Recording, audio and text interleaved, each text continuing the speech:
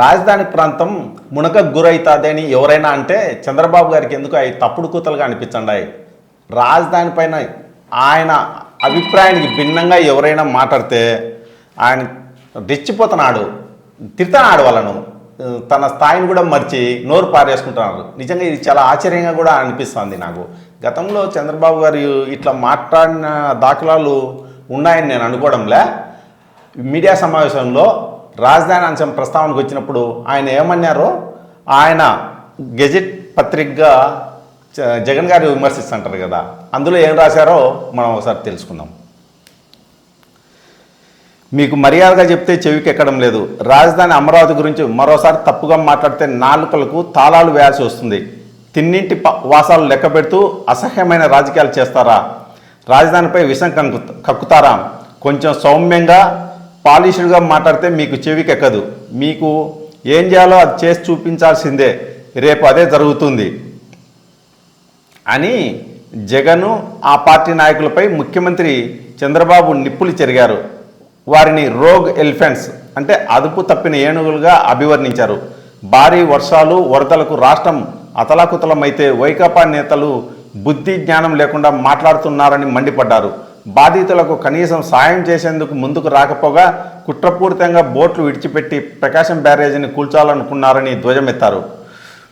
వైకాపా నేతల తీరును ఎండగట్టారు. రాజధాని అమరావతి మునిగిపోయిందన్న వైకాపా నాయకుల దుష్ప్రచారంపై విలేకరులు ప్రస్తావించగా ఈ మేధావుల్ని చెన్నై, బెంగళూరు, ముంబై, హైదరాబాదులను కూడా మార్చేయమనండి. వాళ్ళ ఇంటికి నీళ్లు వస్తాయని ఆకాశం మీదకు పోతారా? హుదూద్ తుఫానుకు విశాఖ ఏమైంది?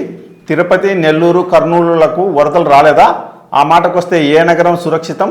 పోనీ పులివిందల్లో రాజధాని పెడితే సురక్షితమా అని చంద్రబాబు ఆగ్రహం వ్యక్తం చేశారు.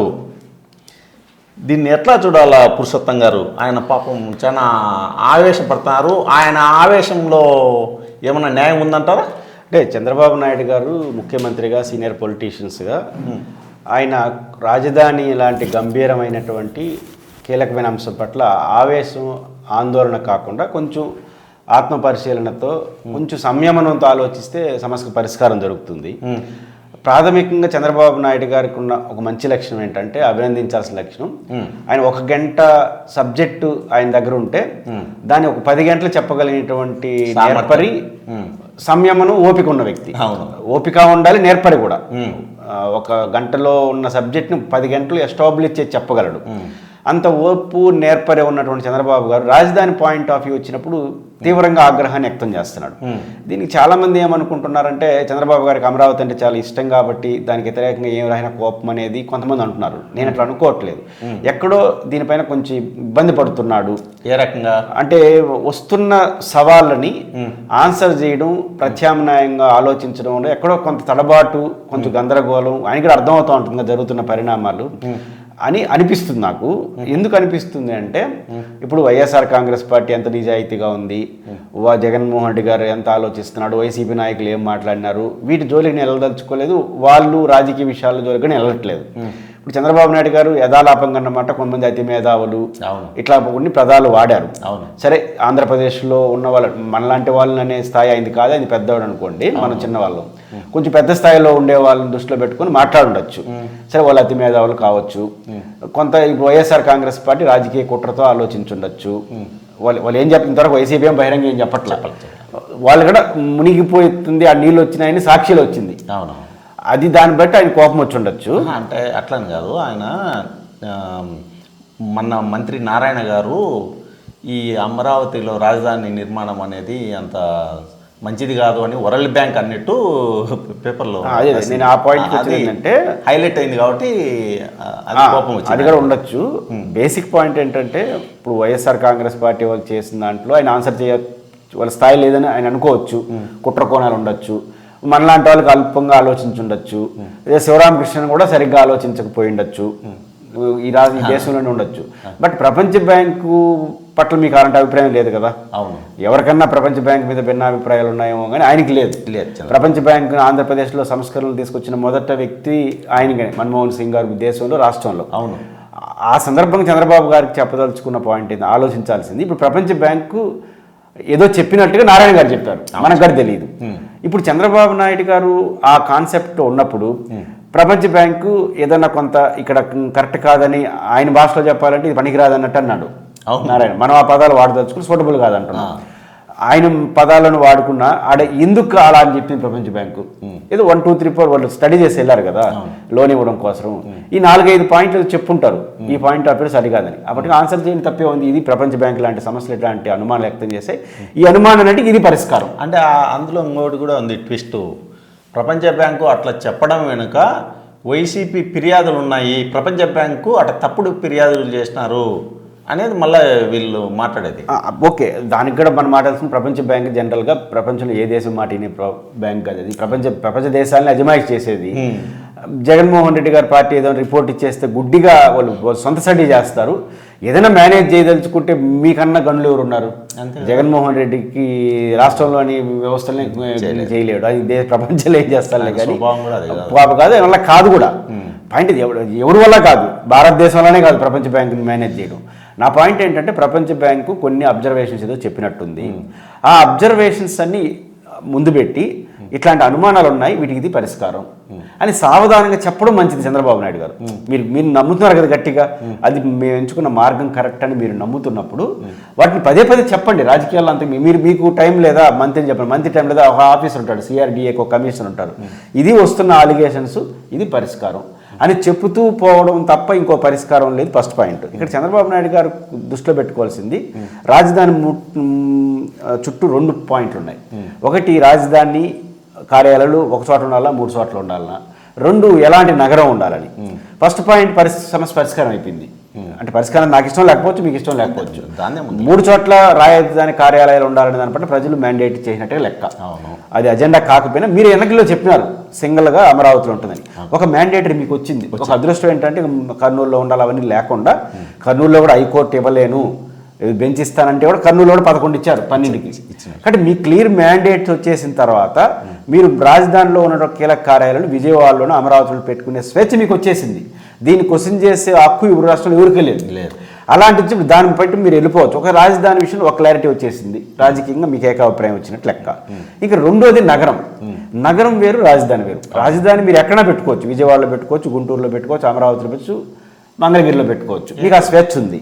కానీ మీరు ఒక మహానగరాన్ని సృష్టిస్తారన్నారు. ఆ మహానగరం సాధ్యం కాదని చెప్పి, మహానగరం సాధ్యం కాదని చెప్పడం కూడా దేశద్రోహమేనా? కొత్తగా ఒక మహానగరం ఈ రాష్ట్రానికి ఉన్న పరిస్థితులు సాధ్యం కాదని ఒక అంశం. రెండో అంశం, మీరు ఎంచుకున్న ప్లేస్ అది సూటబుల్ కాదనేది రెండో అంశం. దీన్ని ఆన్సర్ చేయొచ్చు కదా. అదే కదా సార్, వాళ్ళు ఐఐటి నిపుణులను తీసుకొచ్చి ఈడ ఏమి ఇబ్బంది లేదు, ఆల్రెడీ బిల్డింగులు కట్టినట్టు కూడా బాగున్నాయని చెప్తున్నారు కదా. కడతా అంటే మహానగరం కడతా అంటే మీలాంటి వాళ్ళకి ఎందుకు సమస్య? అంటే మహానగరం నెంబర్ 1 సాధ్యం కాదు. ఎందుకంటే విజయవాడ ఒక నగరం, గుంటూరు ఒక నగరం, రాష్ట్రంలో వివిధ నగరాలు ఉండడం. కొత్త నగరం అంత సులభంగా భారతదేశంలో అనేక ఎక్స్పీరియన్స్ ఉన్నాయి. కొత్త నగరం సాధ్యత ఇంకో సందర్భంలో మనం మాట్లాడుకోవచ్చు. ఇక్కడ పాయింట్ ఏంటంటే ఐఐటి చెన్నై, హైదరాబాద్ వాళ్ళు. రెండో పాయింట్ ఏంటంటే చంద్రబాబు గారు నిన్న అదాలాపం బట్టి దాని కొనసాగింపు. What about Chennai, what about Bengaluru, what about Hyderabad, what about చెప్పుకొచ్చారు. ఇంకో 2 అంశాలు కూడా వచ్చాయి ఇక్కడ. What about Chennai. ఇప్పుడు చెన్నై అనుభవం నేర్పిస్తూ ఉంది? వరదలు వస్తే ఇబ్బంది పడతాము చాలా. ఇప్పుడు వివిధ నగరాలు చంద్రబాబు గారు చెప్పారు, ఏ నగరం వరదలకు సేఫ్? ఎస్ కరెక్ట్ అని చెప్పిన పాయింట్ కరెక్ట్. ఏ నగరం వరదలకు సేఫ్ కాదంటే ఎంత? ఇప్పుడు విజయవాడ నగరం సేఫ్ కాదా? విజయవాడ నగరంలో ఒక పార్ట్ మాత్రమే నిన్న మునిగింది. విజయవాడ నగరంతో మునిగిపోలేదు. విజయవాడ నగరంలో ఇంకొక పార్ట్కి వస్తే అసలు వర్షం కూడా పడలేదు అన్నారు. 20-25% మునిగింది. అంటే అర్థం ఏంటి? వాగులు వంకలు ఉన్న చోట నగరం మునిగింది, వాగులు వంకలేని ప్లెయిన్ ఏరియాలో అదే విజయవాడలో బాగుంది. ఇంత అతలాకుతలం అయిపోయినటువంటి విజయవాడలో 70% విజయవాడ సేఫ్గా ఉంది, ఒక 30% విజయవాడ అతలాకుతలం అయింది. అంటే ఆయన చెప్పిన దాంట్లో ఒక కీలకమైన పాయింట్ ఉంది సార్, అక్కడ గమనించాలి మనం. వరదలకు అతీతమైన నగరం ఏదీ లేదు. మీరు ఎట్లయితే అమరావతి కూడా మునగ ప్రాంతం అంటున్నారు కదా, అవును ఇది మునిగే ప్రాంతమే. ఏమైతే ఏం పులివెందులలో రాజధాని పెడితే ఏమన్నా మునగకుండా ఉంటాయా? వాన వచ్చే మునగకుండా ఉంటుందా? అట్లనే ఇది మునుగుతుంది. ఏం మరి వరదలు వచ్చే ఏమన్నా ఆకాశానికి పోవాలా అని ప్రశ్నిస్తున్నాడు సార్ ఆయన. ఆ పాయింట్లోనే 2 ఉన్నాయి. విజయవాడ పాయింట్ ఎందుకు చెప్పానంటే చంద్రబాబు గారు చెప్పింది కరెక్ట్. అన్ని నగరాలు వరద ప్రభావానికి గురవుతున్నాయి. అవును. కానీ అన్ని నగరాల్లో కామన్గా వస్తున్న ఒక పాయింట్ ఏంటంటే ఎక్కడైతే వాగులు ఉన్నాయో, ఎక్కడైతే చెరువులు దాన్ని ఆక్రమించుకొని దాని ప్లేస్లో నగరం విస్తరించిన చోటనే డిస్టర్బ్ అవుతున్నాయి. మన తిరుపతిలో జరిగిన చిన్న డిస్టర్బెన్స్ కూడా చెరువులు వంకలు ఉన్న చోటనే డిస్టర్బెన్స్. కామన్గా ఉన్న పాయింట్ ఏంది, అన్ని నగరాలు వరదగున్నాయి. కామన్ పాయింట్, అన్ని నగరాల్లో కూడా చెరువులు ఆక్రమణలు జరిగిన చోట మునిగుతున్నాయి. ఇప్పుడు దీన్ని ఆధారంగా చేసుకుని మీరు కొత్తగా నగరం ఏదైతే ప్రతిపాదించో అక్కడ చెరువులు వాగులు వంకలు లేని చోట పెట్టండి. అది అమరావతిలో పెట్టుకుంటారా, మంగళగిరిలో పెట్టుకుంటారా, నేను వదిలేస్తాను పాయింట్. మీరు కొత్త నగరం పెడుతున్నారు, అక్కడ చెరువులు వద్దు. మీరు చెప్పిన అన్ని నగరాల్లో ఇదే పాఠం నేర్పింది. చెరువులు వాగులు వంకలు ఉన్న చోట మనం నిర్మాణాలకు పోతే అది మునగుతాయి. అది నిరూపించింది కాబట్టి అక్కడ పెట్టదు కొత్త నగరం అంటున్నాం. అది అమరావతిలో లేదని చెప్పండి. మీరు ఎంచుకున్నటువంటి కొత్త నగరం ఏదైతే అనుకుంటున్నారో ఆ నగరంలో వాగులు వంకలకు భిన్నమైన చోట కడుతున్నాము అని చెప్తే సరిపోతుంది కదా. మీరు ఇట్లా మాట్లాడితేనే ఆయనకు మండేది ఇట్లాంటి మీలాంటి వాళ్ళు మేధావులు. ఎందుకంటే ఎప్పుడో ఒకసారి వచ్చే వరదల కోసమని రాజధాని ప్రాంతంలో నగరం కట్టకుండా ఎట్లా అనేది కదా ఆయన ప్రశ్న. మీరు అదే మాట అంటారు, ఆయనకు అదే కోపం. ఇప్పుడు ఆయన మాట నేను కరెక్ట్గానే చెప్తున్నాను. పాయింట్ ఏంటంటే ఇప్పుడు పులివెందులలో కట్టడం కరెక్టా, ఆ మాట అంటే నేను పులివెందులు చెప్పడం కరెక్టే అంటాను. ఎందుకు కరెక్ట్ అంటే పులివెందులు మీకు కూడా తెలుసు. ఒక 100 ఏళ్ళ ఎపిసోడ్ ఎప్పుడైనా పులివెందుల్లో వరదలు లేదు. తిరుపతిలో కూడా 100 ఏళ్లలో మొన్న చిన్న డిస్టర్బెన్స్ వచ్చింది. ఆ డిస్టర్బెన్స్ కూడా ఈ కాలువలో వీటి చోట వచ్చింది. కాబట్టి దీని అర్థం ఏంటంటే మనకు వంకలు వాగులు కబ్జా గురేటిగా వాటిలో నగరం ఉండేట్టుగా నగరం వద్దు అంటున్నాం. మీరు అమరావతిలో కొత్త నగరం ఏర్పాటులో వాగులు వంకలు మినహాయించి కట్టండి, మేమే వద్దనట్లేదు. ఇంకో పాయింట్ ఆయన ఏమంటున్నాడు మీరు చెప్పే పాయింట్లోనే, మన ఇంటికాడికి వరద నీళ్ళు వస్తాయని ఇల్లు వదిలేసి వెళ్ళిపోతామా, ఆకాశానికి పోతామా అంటున్నాడు. ఇప్పుడు నా పాయింట్ ఏంటంటే విజయవాడలో రేపు బుడమేరు వాగుకు సంబంధించి మునకు గురైంది. ఈ బుడమేరు వాగులో ఒక పార్ట్ ఆఫ్ ఏరియాలో అంటే బుడమేరు వాగు ఏదైతే 10,000 క్యూసెక్లు అంటున్నాం కదా, దీంట్లో సగం మునిగి కదా. ఇప్పుడు ఆడ మునిగిపోయిన వాళ్ళకి ఇల్లు కట్టిస్తాడు కదా. ఇప్పుడు చంద్రబాబు నాయుడు మునిగిపోయిన చోటనే కట్టిస్తాడా, వేరే చోట కట్టిస్తాడా వాళ్ళకి? వేరే సటే. మరి బాగానే కట్టచ్చు కదా. ఈయన ఎందుకు పక్క పోయింది, ఆకాశం బొమ్మంటాడు మమ్మల్ని, నువ్వు పక్కకి ఎందుకు పోతున్నావు అంటున్నాను. ఇప్పుడు బుడమేరు వాగులో మునిగిపోయిన ఇల్లు ఏదైనా కూలిపోయింటే ఇక్కడ అది పెట్టలేము అనే అభిప్రాయానికి మీరు వచ్చుంటే ఆమె అద్భుతమైన ఇల్లు కట్టచ్చు కదా, వరద రానికుండా చేయొచ్చు కదా. ఇప్పుడు ఆయన ఫైనల్గా చెప్పేది ఏంటంటే మీరందరూ తనను అర్థం చేసుకోవాలని అంటున్నారు. మీరు వాదించడం కాదు చేయాల్సింది, ఆయన అర్థం చేసుకొని ఆయన ఏం చేసినా కూడా సహకరించాలా అనేది ఆయన పాయింట్. ఎందుకంటే ఆయన కూటమికి 164 సీట్లు వచ్చినాయి కదా, ఎందుకు అది అర్థం చేసుకోలేకపోతున్నారు. రాజధాని విషయంలో నా అభిప్రాయం ప్రకారం రాజధాని రాయలసీమ కావాలని మాట్లాడిన వ్యక్తిని. అవును. కనీసం కొన్ని కార్యాలయాలను అన్ని చోట పెట్టద్దని డిఫరెంట్ యాంగిల్ పెట్టమని కోరుకున్న వాళ్ళం. అవును. కానీ మొన్న జరిగిన ఎన్నికల్లో మీరు అది కుదరదని చెప్పిన తర్వాత మీకు ప్రజలు ఓట్లు వేసిన తర్వాత ఆ అభిప్రాయాన్ని మార్చుకోకపోయినా ఆ అభిప్రాయంతో రాజీ పడుతున్నాం, అంటే విత్డ్రా చేసుకుంటున్నాం. అంటే ఈ డిమాండ్ ఇప్పుడు చేయట్లేదు కదా. అవును, చేయలేదు. ఇప్పుడు జగన్మోహన్ రెడ్డి ఓడిపోయినంత మాకేం సంబంధం, హైకోర్టు రాయలసీమలో పెట్టాలని అడగచ్చు నేను. ఆ మాట ఎందుకు అడగట్లేదు, ఒక వాదన జరిగిపోయినాయి, మీరు ఒక మ్యాండేటరీగా తీసుకున్నారు, అయిపోయిందని. మేము మిమ్మల్ని అర్థం చేసుకోకుండా ఏం చేసాం. ఇప్పుడు కూడా చెప్తున్నామంటే మీరు స్పష్టంగా చెప్పండి, అమరావతి ప్రాంతంలో మీరు రాజధాని పెట్టుకోవడానికి అభ్యంతరం లేదు. మహానగర కాన్సెప్ట్కి ఈ అనుమానాలు ఉన్నాయి. అనుమానాలకు మీరు ప్రపంచ బ్యాంక్ చెప్పండి, మన ఊరికి చెప్పండి, ప్రపంచ బ్యాంకులు ఏమైనా సమాధానం చెప్పండి. మీరు ఒకవేళ ఇది కుదరత కడతానన్నారు అనుకోండి, ఎవరు చేసేది ఏమీ లేదు. చట్ట ప్రకారం మీకు అధికారం ఉంది, 5 ఏళ్ళు మీరు బుద్ధి పుట్టినట్టు కట్టుకోవచ్చు. అదే సందర్భంలో బుద్ధి పుట్టిన అభిప్రాయాలు ప్రజల నుంచి వచ్చినప్పుడు ఆడేమన్నా ధర్నా చేస్తామంటే మీకు ఇబ్బంది. ఇప్పుడు అమెరికాలో 150 ఏళ్ళు 250 ఏళ్ళు అయింది రాజధాని పెట్టి, ఏది వాషింగ్టన్ DC. ఇప్పుడు కూడా 10,000 మంది 5,000 మంది ర్యాలీ చేస్తుంటారు రాజధాని మార్చమని. ఎక్కడికి? న్యూయార్క్. ఎందుకు? అమెరికాలో సెంటర్లో ఉంటుంది, అది పైపచ్చి నెంబర్ 1 సిటీ అది.